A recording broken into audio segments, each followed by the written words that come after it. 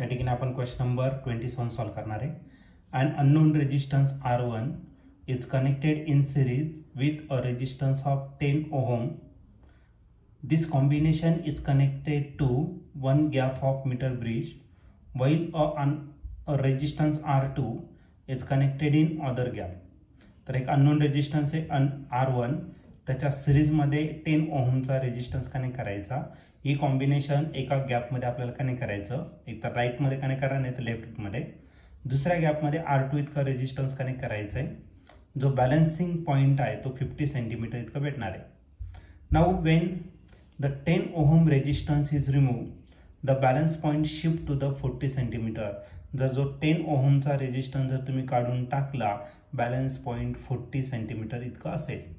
Okay, आपल्याला find करायचं the value of R1 is in bracket in ohm.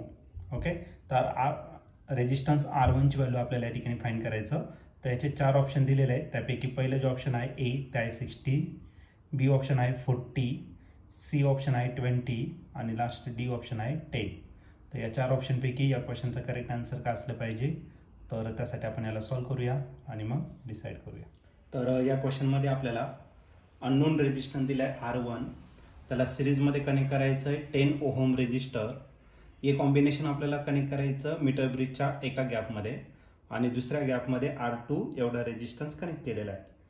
याचा जो नल पॉइंट आहे तो 50 सेंटीमीटर वरती दिलेला आहे तुम्हाला. ओके, तर एक काम करू आता दिलेल्या कंडिशननुसार फ्रॉम गिवन फर्स्ट कंडिशन. तर पहिली कंडिशन काय दिलेली आहे, तर रेजिस्टन्स R1 ला 10 ओहमचा रेजिस्टन्स सिरीजमध्ये कनेक्ट करायचा. सिरीजमध्ये जर कनेक्ट केलं तर आपण त्यांची काय करणार, ॲडिशन. R1 प्लस काय आला 10 इतका आला. एका गॅपमध्ये कनेक्ट करायचा, सपोज आपण लेफ्ट गॅपमध्ये कनेक्ट केला आणि दुसऱ्या गॅपमध्ये आपल्याला R2 रेजिस्टन्स कनेक्ट करायचा आहे आणि जो नल पॉईंट भेटणार आहे तो किती सेंटीमीटरवरती भेटणार आहे, 50 सेंटीमीटर. मग एका बाजूला जर 50 तर दुसऱ्या बाजूला पण 50. तर आपण 100 सेंटीमीटरची लेंथ या ठिकाणी यूज करतो. 50शी 50 काय आला कॅन्सल. मग काय राहिलं R1 plus 10 divided by R2 is equal to 1. R2 इकडे डिवायडेड, इकडे काय करा मल्टिप्लाय करून घ्या. मग R1 plus 10 is equal to काय भेटेल, तर R2 भेटला. हे झालं तुमचं पहिल्या कंडिशननुसार फर्स्ट इक्वेशन. त्यानंतर पुढच्या कंडिशनमध्ये दिलेलं आहे जो 10 ओहमचा रेजिस्टन्स आहे तो रिमूव्ह करायचा आहे.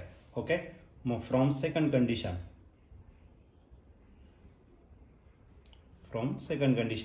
10 ओहमचा रेजिस्टन्स रिमूव्ह करायचा म्हणजे काय शिल्लक राहणार आहे, फक्त R1. ओके, आणि जो दुसरा जो रेजिस्टन्स आहे तो तसाच ठेवायचा आहे. ओके, म्हणजे तो काय राहणार आहे R2 आणि जो बॅलन्स पॉइंट आहे तो किती सेंटीमीटर राहणार, तर 40 सेंटीमीटर. इकडून 40 सेंटीमीटर राहणार तर इकडून किती राहणार, 60 सेंटीमीटर इतका राहणार. ओके, तर आपल्याला R1 ची व्हॅल्यू या ठिकाणी काय करायचं, फाइंड करायचं. आता हे दोन्ही नंबर 20च्या टेबलमध्ये 22 जा आणि 23 जा. ओके, R1 ची व्हॅल्यू आपल्याला फाइंड करायचं.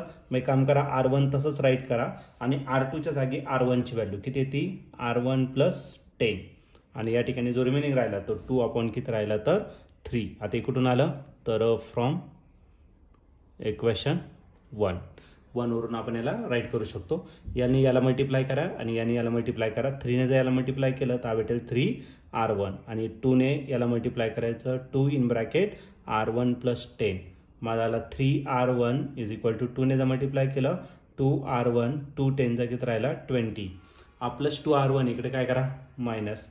मग काय भेटेल 3R1 minus 2R1 is equal to काय राहिला 20. 3R1 मायनस 2R1 किती येणार, फक्त R1 आणि तो किती होणार, तर 20 ओहमचा. मग जो रेजिस्टन्स त्या ठिकाणी कनेक्ट करणार आहे तो 20 ओहमचा राहणार आहे. आणि या ठिकाणी तुम्ही ऑप्शन जर बघितलं तर ऑप्शन नंबर सी जो आहे तो आपल्या या ठिकाणी करेक्टली मॅच झालेला आहे. मग या क्वेश्चनचं जे आन्सर असणार आहे ऑप्शन सी. ऑप्शन सी म्हणजे काय, the value of resistance R1 is 20 ohm.